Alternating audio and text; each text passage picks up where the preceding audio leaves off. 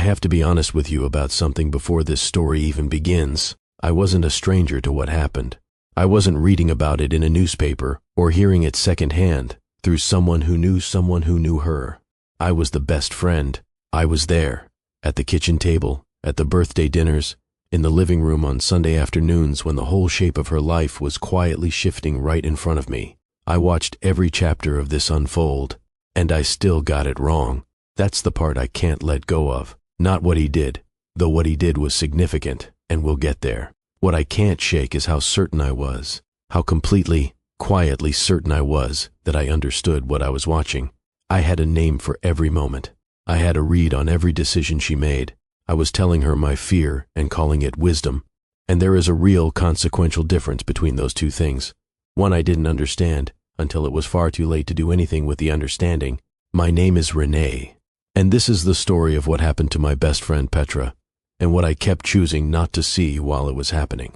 If someone in your life is walking through something like this right now, and you're watching from the outside, certain you understand it better than they do, subscribe before you take another step, because the signs were always there. Every single one of them. The question that will stay with me for the rest of my life is not whether they were visible. It's why I chose not to see them.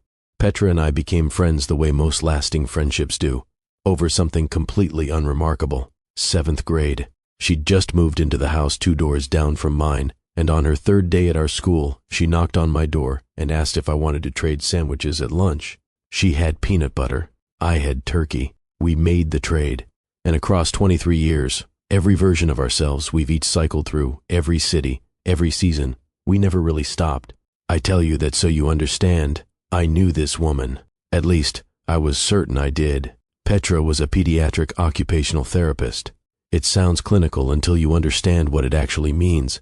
She drove to a clinic every morning and helped children who'd lost connection to their own hands, their own voices, their own bodies find their way back to themselves. She had a way of listening that I've never found a word adequate enough to describe. When Petra gave you her attention, she gave you all of it, body tilted slightly toward you, completely still, like she'd decided nothing else in the world was worth the interruption. I used to joke that she could make a parking meter feel understood. I meant it as a compliment. What I didn't stop to consider was what it actually said about her. That a woman who made everyone feel that seen was a woman who was watching, carefully, all the time. She was 31 when she met Corvin, a single mother by then, raising a 4-year-old named Iris. Same dark eyes as her mother, a laugh that could embarrass you somewhere quiet. From a relationship that had ended when Iris was barely a year old. The man had gone without drama or guilt, and Petra had reorganized her life around her daughter the way you reorganize a room after a flood, efficiently, with no time to grieve, because the living had to continue. I watched her do that, and I admired it deeply. And somewhere inside that admiration, I made a quiet decision about her. One I never examined, never questioned, and carried with me for the next 2 years like it was fact. I decided she was lonely, and I decided that loneliness made her vulnerable, that it sat just beneath her composure like a current, pulling her toward decisions she couldn't fully trust herself to make. I was so sure of that, so sure that being close to someone meant you could see them clearly. Everything I'm about to tell you, I was seeing through that assumption, and the assumption was wrong from the very first day. Corvin came into Petra's life at a mutual friend's birthday dinner, the kind where the room is loud and the conversations overlap, and by the time you check the time, you're 3 hours past when you meant to leave. He was seated across from her, and according to the friend who hosted it, by the time either of them looked up, the table had cleared, the kitchen had been cleaned, and the rest of the guests had quietly gone home. 4 hours. They had talked for 4 hours without noticing the room empty around them. When Petra told me, I was cautious, not unhappy, cautious, because I looked at what she was describing and I saw a man who was skilled at conversation. And skilled at conversation, in my experience, is not the same thing as good. I met Corvin 3 weeks later. Within the first hour, I had him placed. He was tall, easy in the way that confident people are easy. The kind of man who doesn't scan a room when he walks into it because he already assumes it's fine. He laughed often, and it felt genuine, or near enough to genuine that I couldn't find the gap. And he remembered things, the small things specifically. He'd met me once before, briefly, at a party 2 years prior, and he referenced it naturally, not to impress, just as something he happened to have retained. He knew Petra had mentioned my sister's name once in passing, and he worked it into conversation without a pause.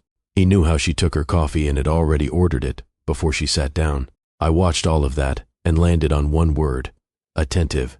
But there was another thought, quieter, quicker, that moved just underneath that one before I could fully hold it. A man doesn't remember this much by accident. I noticed it. I want to be clear that I noticed it. And then the reasonable part of my mind, the part that doesn't want to be unfair to someone before they've earned it, folded that thought away and moved on. That's the thing about instincts. They don't force themselves on you. They arrive once, clean and precise, and if you don't act on them in that moment, your own logic dismantles them before they can settle. I had already named it too, the thing that sat slightly wrong. I'd looked at Corvin and thought, charming, not warm. I knew there was a difference. I knew it well enough to name it, and then I told myself it didn't matter and kept moving. That was my second mistake. I made it before anything had even properly begun. 8 months in, Corvin asked Petra to move in with him. I heard about it on a Tuesday evening, sitting on her kitchen floor with a glass of wine, Iris asleep down the hall, and I did what felt natural to me in that moment. I told her it felt fast, that 8 months was still early, that there was no particular reason to rush. Petra looked at me from across the kitchen, calm as a person who had already made up her mind before the conversation started, and said, "Renee, when something is right, you know." I heard naivety, filed it directly under woman who is tired of carrying everything alone and is letting that tiredness decide for her. I was so certain of that reading that I didn't pause to question it. I just put it away and topped up my glass. What I should have heard was closer to, "I have been watching this man for 8 months, and he has passed every test I put in front of him," because that is what Petra, the woman who listened with her whole body, who read people for a living, who had already rebuilt her life once after a man left without a backward glance, that is what she was actually saying. She was not running on feeling. She was not lonely and hopeful and moving too fast. I didn't give her credit for that. I gave her a look of measured concern instead. He moved in. Life adjusted around him. About 5 months after that, I stopped by unannounced on a Sunday afternoon. I used to do that often, and Petra never minded. The back door was unlocked, so I let myself in, the way I always did. And before I could call out, I heard voices from the living room. Petra's first, low, deliberate. The voice she kept for moments when she was holding something tightly inside herself and making sure it didn't spill. Then Corvin's, higher than usual, the way people get when they've already been asked something once and know it's coming again. I stood still in the kitchen. I caught only a fragment before I made myself move. "I'm not asking you to explain it to me, Corvin. I'm asking you to explain it to yourself." I knocked loudly on the door frame, called out a cheerful hello. By the time I walked into that living room, they were composed, both of them, perfectly. Corvin poured coffee. Petra touched my arm in greeting and looked steadier than she had any right to look. I filed the whole moment under every couple fights. What I should have understood, what I understand now, is that a woman who is confused does not speak with that kind of precision. That sentence wasn't frustration. It wasn't an argument. It was a quiet, careful hand pointing someone toward a door they needed to open themselves. She already knew. She had known before I walked through that back door. I want to stop right here. Drop it in the comments below. What do you think Petra meant by that sentence? Because I had an answer. I sat with it for a moment, nodded to myself, and let it go. I just had the wrong one entirely. It happened on an ordinary Wednesday. Petra told me about it that same night, sitting across from me at the kitchen table where she'd eaten breakfast with Iris that morning. She told it the way she told everything. Measured voice, hands flat on the table, a stillness that was almost more unsettling than tears would have been. She had picked up his phone because he'd asked her to. He was expecting a message from his brother, and his hands were full. And what she found was not from his brother. A name she didn't recognize, a kind of intimacy she recognized completely. There had been another woman. A few months, by the look of it, starting before he moved in, and overlapping, by a matter of weeks, into after. I remember exactly what I said. I put my hand over hers and I said, "Petra, you know what you have to do." She looked at me for a long moment, and then she said something I have never fully shaken. "Do I? Or do I know what you need me to do?" I didn't understand it. I thought she was protecting herself with distance, wrapping the situation in a question so she didn't have to face it directly. I thought this was what denial looked like when it happened to someone composed. She confronted Corvin that same week. He didn't deny a single word of it. He sat in that same kitchen and told her everything, with the kind of honesty that only comes when a person has run out of every other option. He wept. He told her the overlap had been a cowardice, something he hadn't ended cleanly before making the decision to move forward with her. He said he had ended it the week they moved in together. He said he loved her. He said he understood if that no longer meant anything. There was a long silence after that. And then Petra asked him to stay with his brother for 2 weeks. She didn't call me right away. She called on day 3, and her voice was the same quiet voice I'd known for 23 years. She said she was thinking. I asked her what there was to think about. She said, whether he's the man he's becoming or only the man he was. I thought that was the saddest sentence I had ever heard anyone say. I thought I was watching my best friend build a door where there should have been a wall, finding reasons to stay because the alternative was too much to carry all at once. What I was actually doing was taking my own fear, dressing it up as clarity, and handing it to her like it was a gift. Because that sentence, whether he's the man he's becoming or only the man he was, is not the language of a woman looking for an excuse. It is one of the sharpest questions a person can ask about another human being. She was asking it at a kitchen table, with her daughter asleep down the hall, 3 days after the ground had dropped out from under her life. She wasn't avoiding the truth. She was standing directly inside it, and trying to see all the way to the edges. I couldn't see that.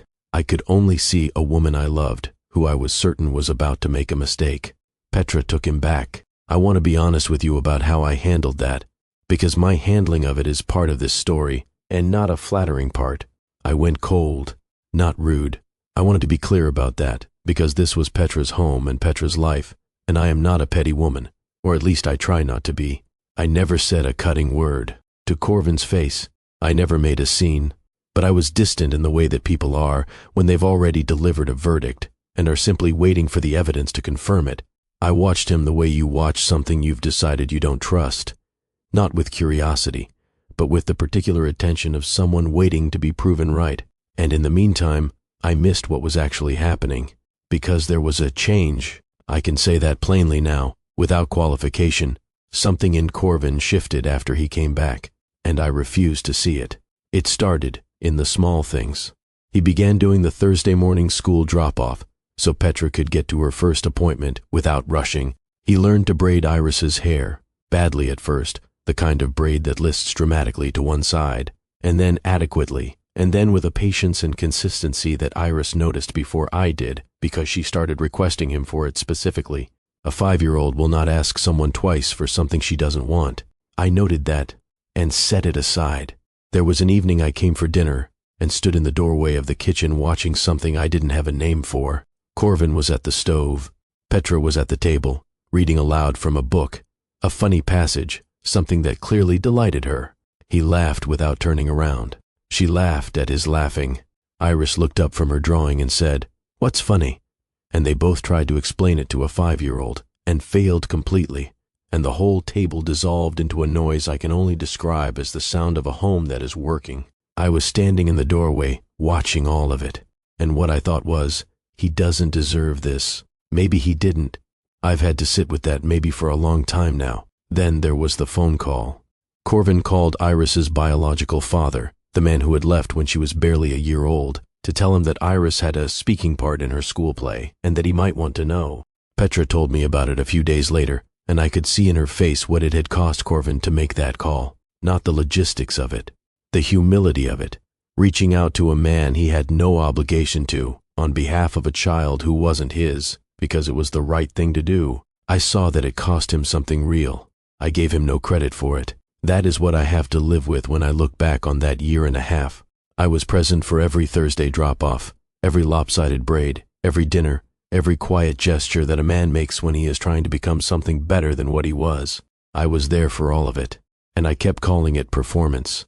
The honest question, the one I couldn't bring myself to sit with then, and that I'm asking you to sit with now, is this, was it performance, or was it change? Because I genuinely don't know.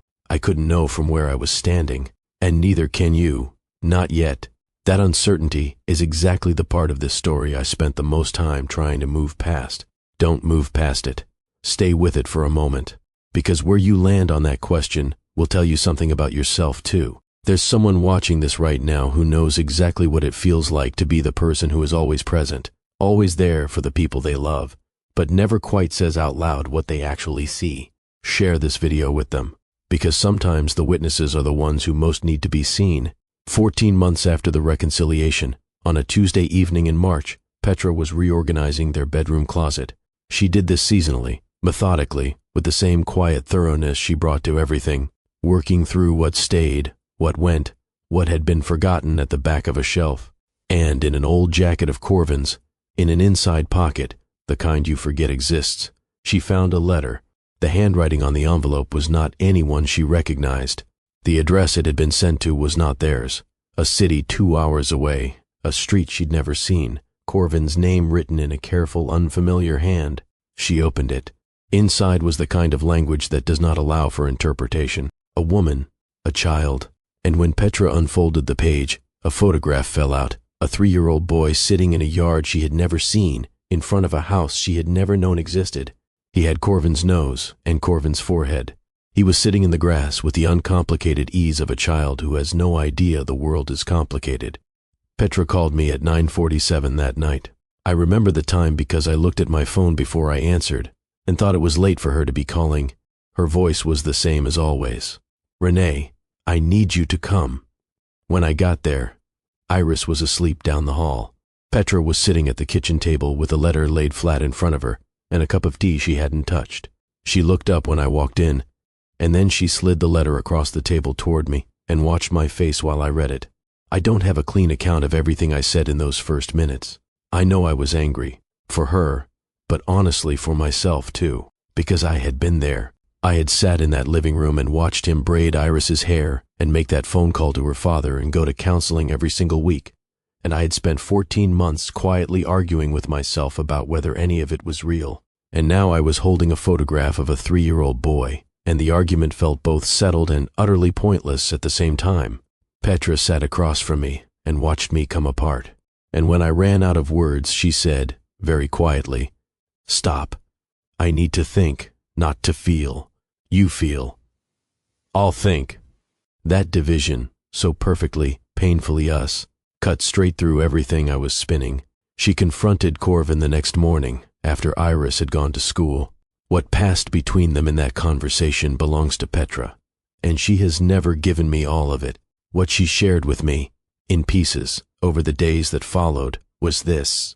The boy existed. His name was Theo. His mother, Daria, had sent that letter on her own, without Corvin's knowledge, because she had decided the silence had lasted long enough.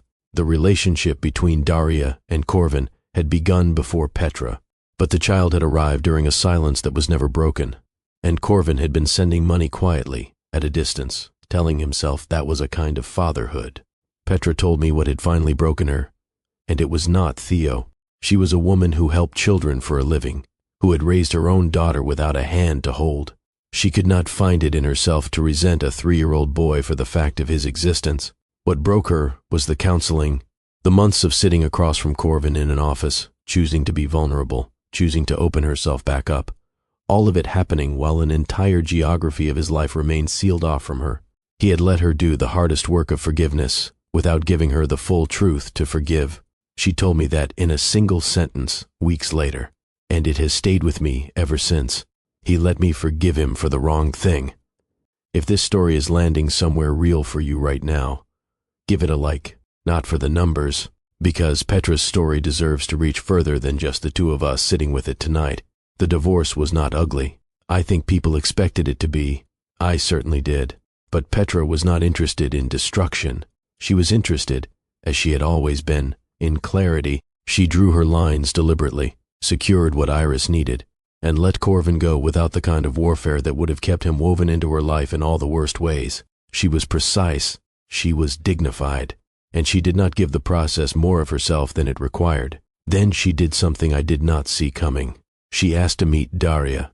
She drove 2 hours on a Saturday morning, while Iris was with her father for the weekend, and she sat at Daria's kitchen table for 2 hours. Two women who had each, in their own way, been living inside the same man's silence, meeting each other, at last, without him in the room. I asked Petra what that was like when she came home. She was quiet for a moment. Then, "She's a good mother. He picked good women. That's the saddest part." I cried at that. I'm not sure Petra did. Back at home, the hardest part was Iris. She stood in the hallway and watched Corvin carry his boxes out.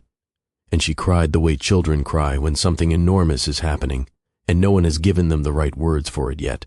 That evening, she drew a picture of him, just Corvin, standing with his hands at his sides, and told Petra she didn't want to throw it away. Petra told her she didn't have to.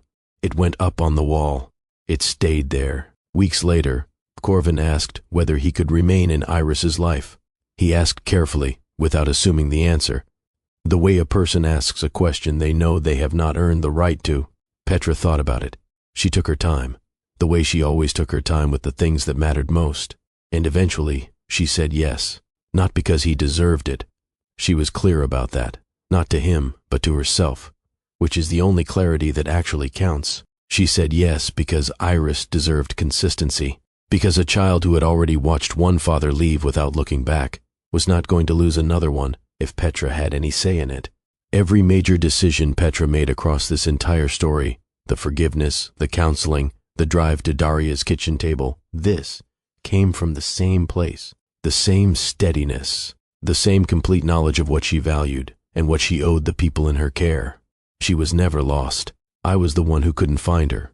I've been sitting with this part the longest, not Petra's story, that I've turned over enough times to know which parts belong to her and which parts I'll never fully reach. What I keep returning to is my own role in it, the account I gave myself while I was standing inside it, certain I was seeing it clearly. For 2 years, I believed I was the clear-eyed one, the one not softened by love, not bent by hope, not willing to talk herself into something convenient. I believed that standing outside the relationship gave me access to a view that Petra, from inside it, simply couldn't hold. I thought my distance was the same thing as clarity. It wasn't. I was afraid. That's the sentence I had to arrive at, and it took far longer than it should have. I was afraid on Petra's behalf, the specific fear that comes from watching someone you love move toward something that has already shown you one of its edges. And that fear, which was genuine and came entirely from love, became the lens through which I interpreted everything. It didn't clarify what I was watching. It colored it. Every image I saw through it. I decided who Corvin was early, and I never fully revised that decision. When the evidence shifted, when he showed up consistently in the ways that matter, I called it performance. When Petra chose to trust him again, I called it weakness. And in holding both of those readings so tightly, I was failing at the one thing I was there to do. I wasn't witnessing her. I was judging her. And the only reason I couldn't see the difference is because I was doing it from close enough range that the two things looked the same from where I was standing. I confused proximity with understanding. That is the truest way I know to say it. I was present for every chapter of this story, and I still managed to read it through my own fear instead of her own light. Here is what I know now that I didn't then. What Corvin did, the silence, the second life kept carefully sealed, the months of counseling in which Petra opened herself back up without the full picture in front of her, that was its own serious wrong. The second betrayal was not another woman. It was the right to choose with open eyes. Petra deserved the complete truth before she forgave. He denied her that, and that failure belongs to him entirely. But my failure is a different shape, quieter. It left no visible mark and caused no obvious harm, which made it easy to miss, including by me. I spent 2 years watching one of the clearest, most principled people I have ever known navigate something genuinely devastating, and I spent most of that time certain she needed me to make sense of it for her. She didn't. She never once did. The hardest thing about loving someone well, I've learned, is knowing the difference between understanding them and simply being near them. Love gives you the desire to understand, but the understanding itself has to be earned, slowly, with humility, by someone willing to keep asking whether what they're seeing is true or just the shape of their own fear reflected back at them. For 2 full years, I wasn't willing to ask. Petra is doing well. I want you to know that before we close, because this story deserves to end somewhere true. Iris is 7 now and has decided, with the full conviction of a 7-year-old, that cuttlefish are the most important animal on Earth, and she will explain exactly why to anyone who holds still long enough to listen. Petra is going back to school part-time, working toward the day when she can sit across from children who have lived through family fractures and help them find their footing again. She is, as she has always been, taking what cost her the most and turning it into something that might spare someone else. That is who she is. That is who she was the entire time. The first thing I want to leave with you is this. The people who forgive are not naive. They are not weak, and they are not blind. Sometimes the most courageous thing a person can do is look directly at someone's worst behavior and still hold space for who that person could choose to become. That is not foolishness. That is a deliberate, costly, eyes-open choice. And it is not diminished by the other person's failure to grow into that space. Forgiveness, given to someone unworthy of it, still says something true about the person who gave it. Petra's forgiveness was not her mistake. It was an act of integrity. What Corvin did with it, that was his. The second thing belongs to me. If you love someone, if you are standing close to someone's life right now, watching them make choices that frighten you, don't mistake your fear for wisdom. Don't mistake your certainty for sight. The most loving thing I could have given Petra at any point in those 2 years was 3 words. I trust you. Instead, I spent 2 years quietly insisting I understood her story better than she did. Don't be me.